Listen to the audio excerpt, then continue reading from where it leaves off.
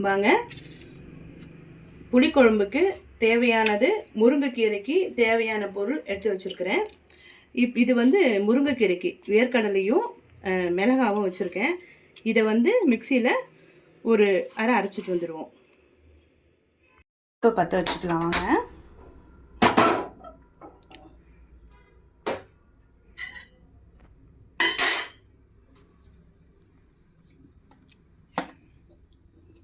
கடாய் காஞ்சதும் கொஞ்சம் எண்ணெய் விட்டுக்குங்க.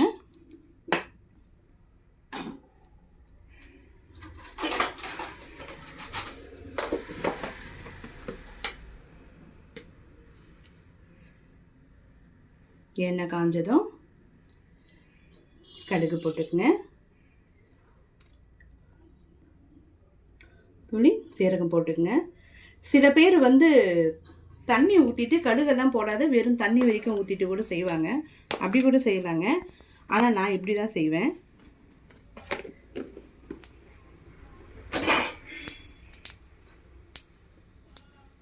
பொரியிட்டோங்க. கடுகு சீரகம் எல்லாம் நல்லா பொரியிட்டோங்க. பொரிஞ்சதும் 2 காஞ்ச மிளகாவை கிள்ளி போட்டுடுங்க.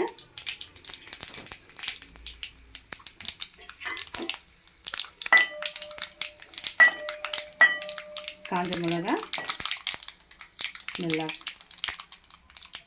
காஞ்சதும் பூண்டு போட்டுக்குங்க.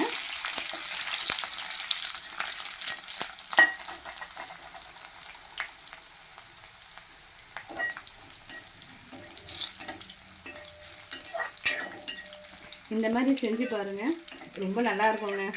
உங்கள் குழந்தைங்களாம் ரொம்ப விரும்பி சாப்பிடுவாங்க. முருங்கைக்கீரையில் இரும்பு சத்து நிறைய இருக்குது. அதனால்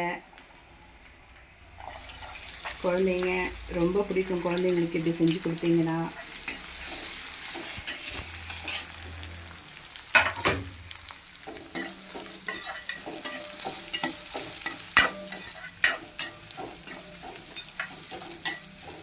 நல்லா வதங்கிட்டேங்க. இந்த வெங்காயம் நல்லா அந்த கண்ணாடி பதத்துக்கு நல்லா வதங்கி வரணுங்க. நல்லா வதங்கட்டும்.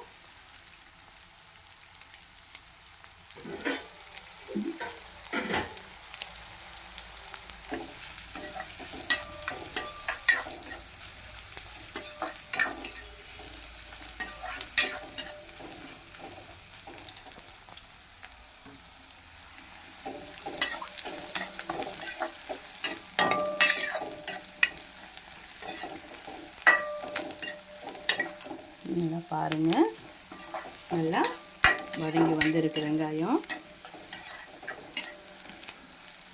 இப்போ உங்களுக்கு தேவையான அளவு உப்பு சேர்த்துக்குங்க. உங்களுக்கு என்ன அளவு தேவையோ அந்த அளவுக்கு உப்பு சேர்த்துக்குங்க. இப்போது நல்லா வதக்குங்க.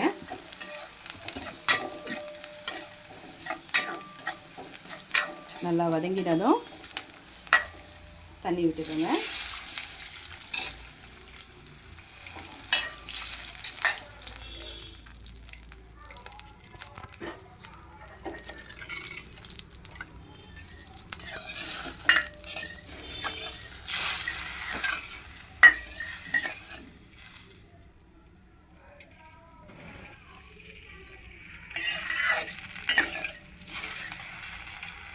தண்ணி நல்லா கொதிக்கணுங்க.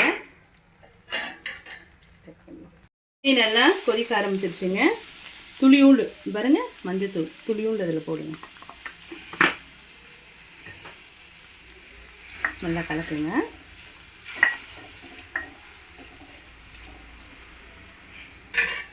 இப்போ கீரையை நாம் அதில் போட்டுக்கலாங்க. கீரையை போடும்போது கொஞ்சம் ஸ்லோ பண்ணிக்கோங்க.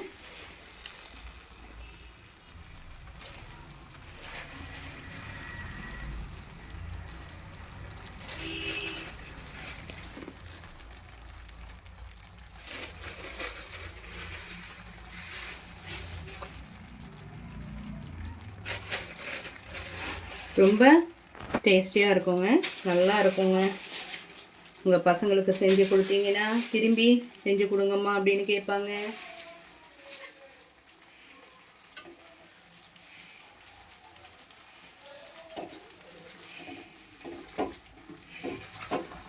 இப்போ ஸ்டவ்வை கொஞ்சம் அதிகப்படுத்திக்கோங்க.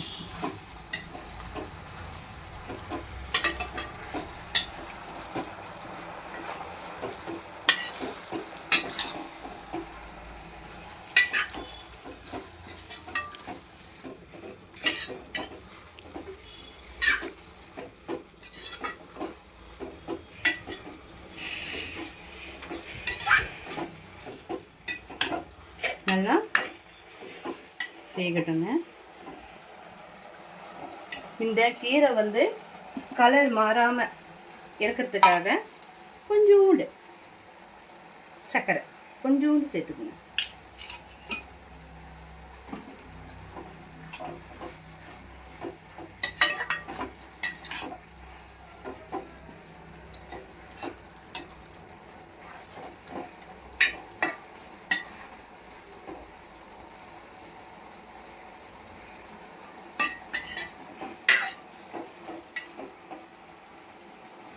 தண்ணி நல்லா சுண்டிடுச்சு.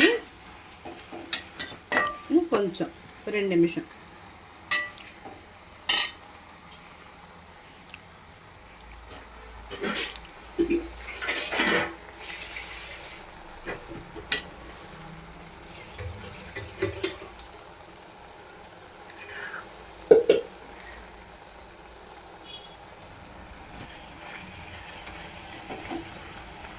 இந்த ஸ்டேஜில் நாம் அரைச்சி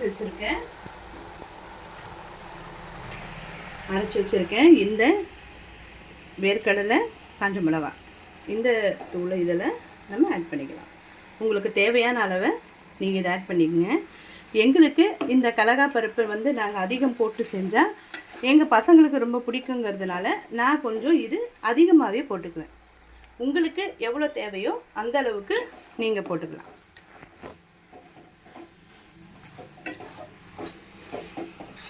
பாருங்கள், தண்ணி நல்லா ட்ரை ஆகிடுச்சு.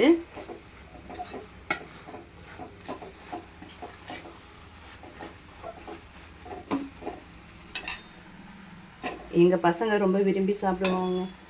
இந்த கடலைக்காய் பருப்பு நாங்கள் நிறைய போட்டு செஞ்சோன்னா எங்கள் பசங்களுக்கு ரொம்ப பிடிக்குங்க.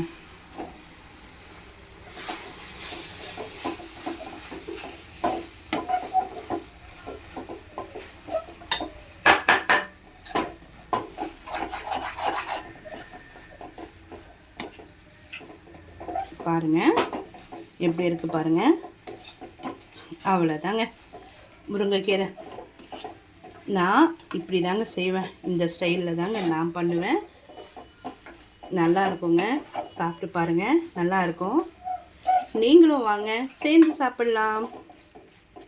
அவ்வளோதாங்க, கீரை முடிஞ்சிடுச்சுங்க. இப்போ வந்து சுண்டைக்காய் புளிக்குழம்பு எப்படி வைக்கலான்னு பார்க்கலாங்களா?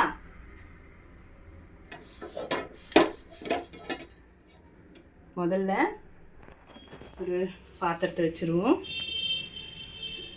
பாத்திரம் கொஞ்சம் காஞ்சதுக்கப்புறம் கொஞ்சம் எண்ணெய் விட்டுக்குவோம். காரக்குழம்புக்கெல்லாம் கொஞ்சம் எண்ணெய் அதிகமாக இருந்தால் தாங்க கொஞ்சம் நல்லாயிருக்கும். அதனால் எண்ணெய் விட்டுக்குவோம்.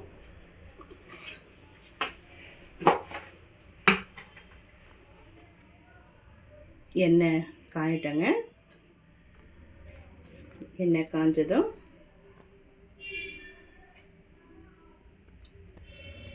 வடவங்க. வடவம் போட்டு தாளிச்சாலே அது ஒரு டேஸ்ட்டு தாங்க. குழம்பு, காரக்குழம்பு, கீரை இது எல்லாத்துக்கும் நல்லா போடலாங்க. வடவம் போட்டிருக்கேங்க.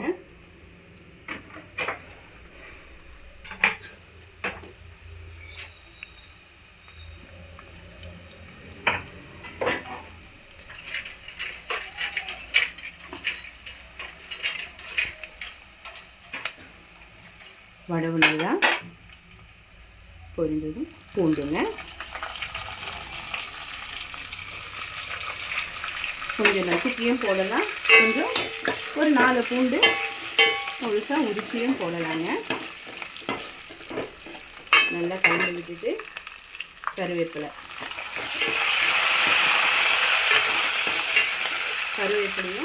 நல்லா போட்டு பொரியிட்டேங்க.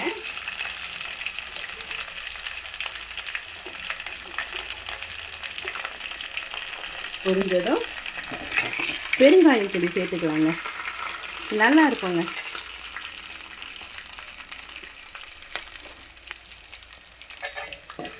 கலந்துட்டு இப்போது வெங்காயம் போட்டுக்கலாங்க.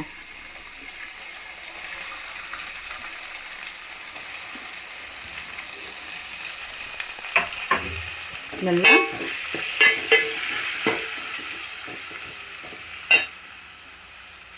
கலந்து விட்டுக்கலாங்க.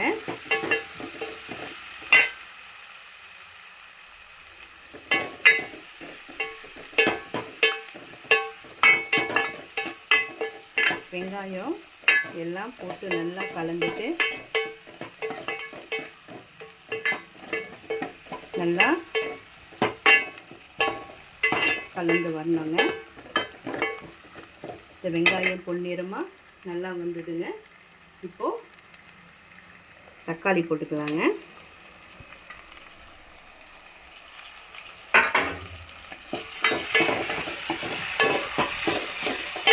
தக்காளி வெங்காயம்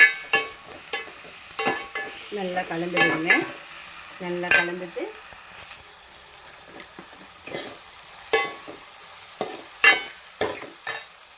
இப்போது மஞ்சத்தூள் போட்டுக்கலாங்க.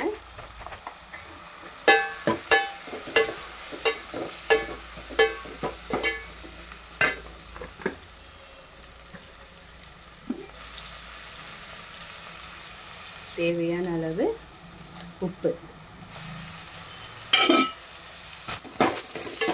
நல்லா கலந்துக்கோங்க. ஏன் உப்பு மஞ்சத்தூள் தக்காளி போட்டதும் போடுறோம் அப்படின்னாக்கா தக்காளி சீக்கிரம் நல்லா வதங்கி வந்துடுங்க. அதனால் எப்பவுமே நீங்கள் செய்யும் போது கூட சரிங்க, தக்காளி தொக்கு இந்த மாதிரிலாம் பண்ணும்பொழுது தக்காளி போட்டிங்கன்னா அதோட மஞ்சத்தூளும் உப்பும் போட்டிங்கன்னா தக்காளி நல்லா சீக்கிரம் வெந்துடுங்க. நீங்களும் அதே மாதிரி செஞ்சு பாருங்கள். இப்போது நல்லா வதங்கட்டோங்க. அதுக்குள்ளே நான் இந்த சுண்டைக்காயை நசுக்கி எடுத்து வச்சுருக்கேங்க. அப்படியே போடலைங்க, நல்லா சும்மா ஒரு நசுக்கு நல்லா நசுக்கி இந்த மாதிரி வச்சுருக்கேன். இப்போது நாம் இதோட இதை ஆட் பண்ணிடலாங்க.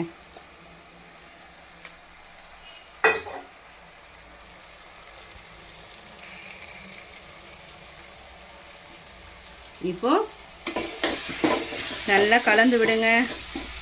நல்லா கலந்திங்கன்னா சுண்டைக்காய் நல்லா அதுலேயே பாதி நல்லா வெந்து வரணுங்க. அப்போ தாங்க குழம்பு நல்லா இருக்கும். நல்லா கலந்து விடுங்க.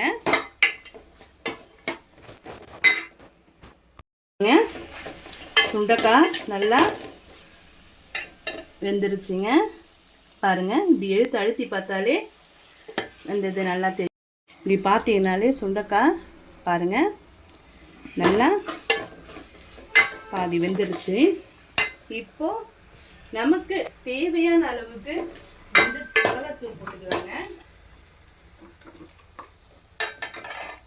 மிளகாத்தூள் உங்கள் காரத்துக்கு ஏற்ற மாதிரி நீங்கள் போட்டுக்கலாங்க. நான் ஒரு 3 ஸ்பூன் போடுறேன். உங்களுக்கு எவ்வளோ வேணுமோ அது போடலாங்க.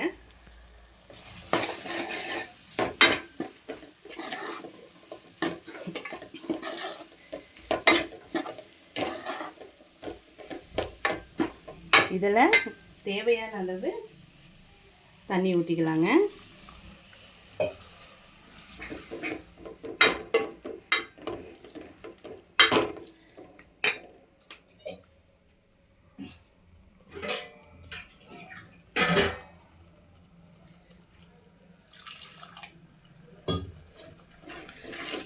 தேவையான அளவு தண்ணி ஊற்றிக்கிட்டு இந்த தண்ணி ஊற்றிருக்கோம் இல்லைங்களா, சும்மா ஒரு கொதி வந்ததுமே புளி கரைச்சி ஊற்றிடலாங்க.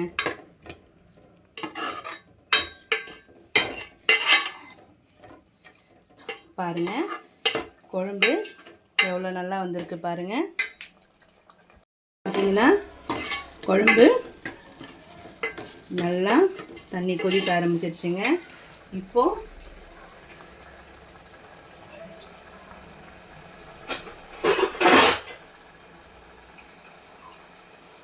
புளி கரைச்சி வச்சுருக்கோம் இல்லைங்களா, இந்த பாருங்கள், நான் இந்த அளவுக்கு புளி தண்ணி வச்சுருக்கேன்.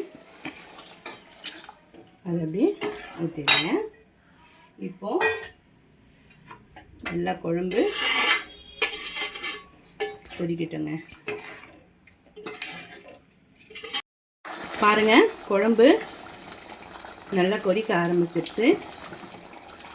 எண்ணெய் நல்லா பிரிஞ்சு வர வரைக்கும் இன்னும் கொஞ்சம் கொதிக்கிட்டோன்ட்டு நம்ம இறக்கிட வேண்டியது தாங்க. நல்லா கொதிக்கிட்டேங்க குழம்பு. பாருங்கள், குழம்பு நல்லா திக்காயிடுச்சு. எண்ணெய் நல்லா பிரிஞ்சு வந்துடுச்சு. பாருங்கள், இப்படி பார்க்கும்போதே உங்களுக்கு நல்லா தெரியும்.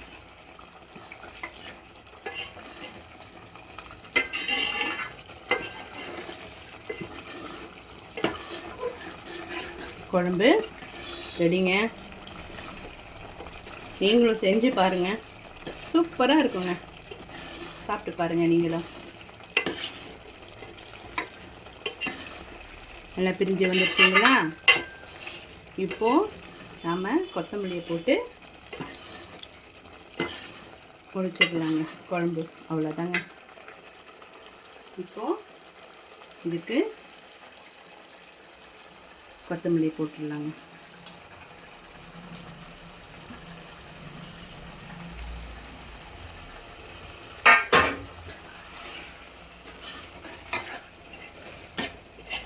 பார்த்தீங்களா குழம்பு எப்படி இருக்குது? பார்த்தீங்களா, சூப்பராக இருக்குங்க.